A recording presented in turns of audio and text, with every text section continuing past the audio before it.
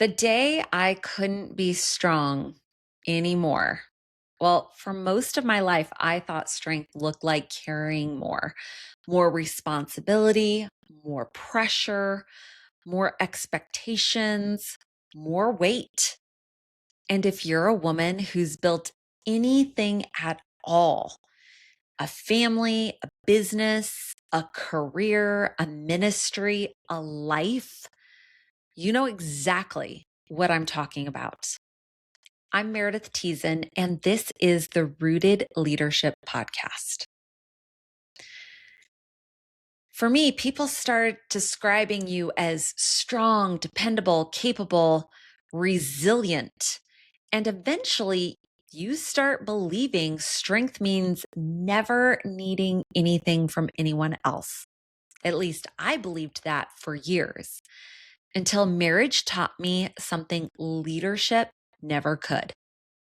The strongest lesson of my life came from a spoon sitting on the kitchen counter and a bed not made with hospital corners. We'll get to that. You see, I've always been a capable person. That's not arrogance, that's just reality. I've had to be. When you grow up the way that I did, you learn how to figure things out. You adapt, you move forward, you solve problems, you carry your weight. And that's a good thing until it isn't. Because every strength has a shadow side.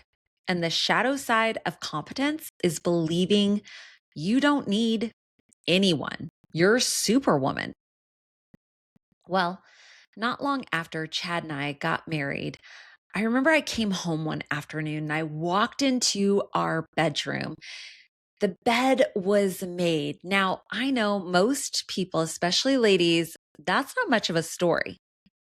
To me, that is the story because I believe in making the bed.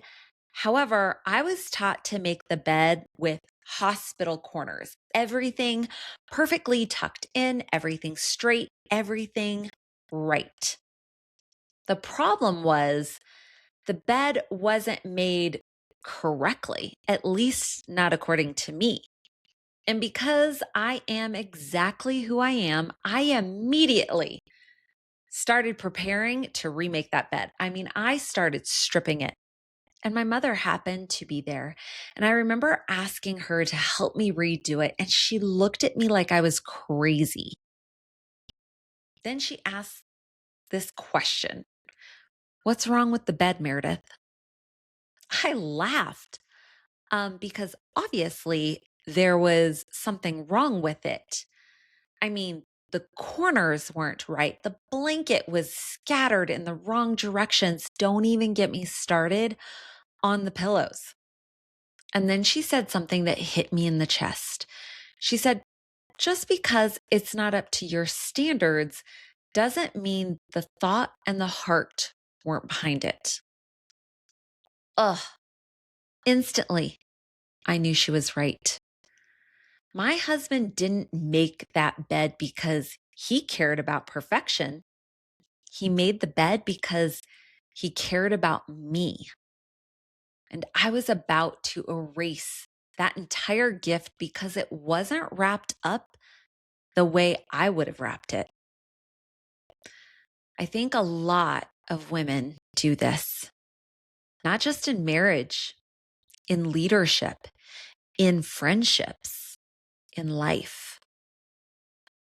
We become so focused on what wasn't done right, we completely miss what was done with love. Then there was the spoon.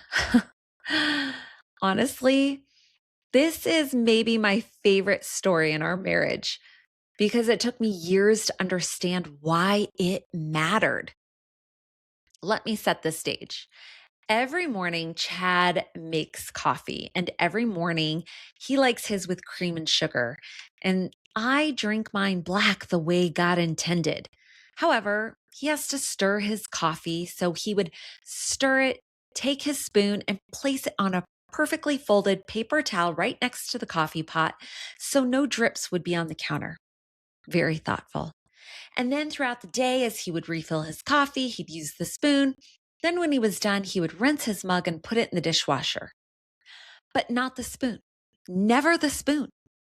The spoon sat on the counter every single day. Now, if you've been married for any amount of time, you know exactly what happened next. The spoon became a thing. Not because it was important, because marriage has a way of turning the little thing, the smallest of things, into symbols. And every morning I'd walk in, I'd see the spoon and think, really? The mug made it? The spoon couldn't travel another 2 feet? Hundreds of conversations, and I do mean hundreds, about the spoon. Then a few years later, I happened to have one of those weeks. The kind where your shoulders and neck hurt, the kind of week that follows you home, the kind of week where you're carrying pressure from every single direction and it just keeps coming. I was exhausted, not physically, emotionally, spiritually, mentally, and Chad knew it. I asked him to pick me up from work, and the whole drive home, he just kept looking over at me, not saying much, just seeing me, seeing the weight that I was carrying. And when we got home, we walked through the laundry room towards the kitchen.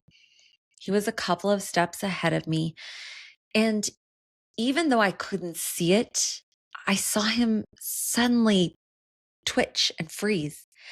And then I watched recognition spread over him because around the corner, waiting faithfully at its post, was the spoon.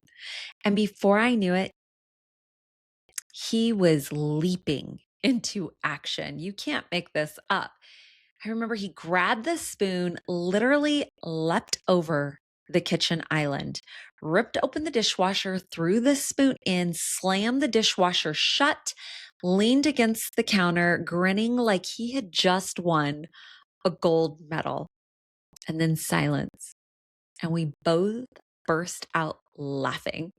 The kind of laughing that catches you off guard, the kind that releases everything you've been carrying.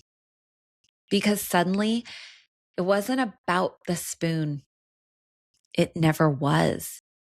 It was about being known. It was about being loved. It was about someone seeing my exhaustion before I had words for it. About someone understanding me deeply enough to know exactly what would make me smile, but better yet, what would make me laugh. Not because the spoon mattered, because I mattered. Today, when I see that spoon, I smile and I love seeing it sit on the counter because I no longer see something left undone. I see 20 plus years of partnership. I see someone who has walked through every season of life with me.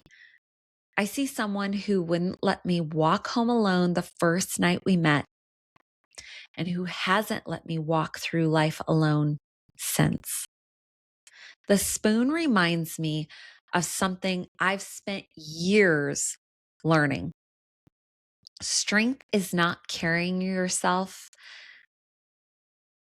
or everything all alone. Strength is allowing yourself to be loved. It's letting people help you. It's letting people see you. And strength is letting people show up imperfectly and receiving it anyways. Before we go, let me ask you something. What's your spoon? What small act of love have you stopped seeing because you've become so focused on what's imperfect about it? What person in your life keeps showing up for you, but not exactly the way you would do it?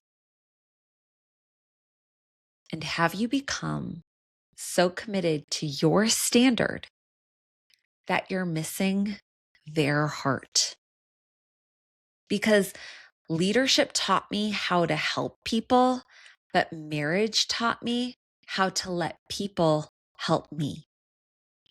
And honestly, that was the harder lesson. The bed wasn't perfect. The spoon wasn't in the dishwasher.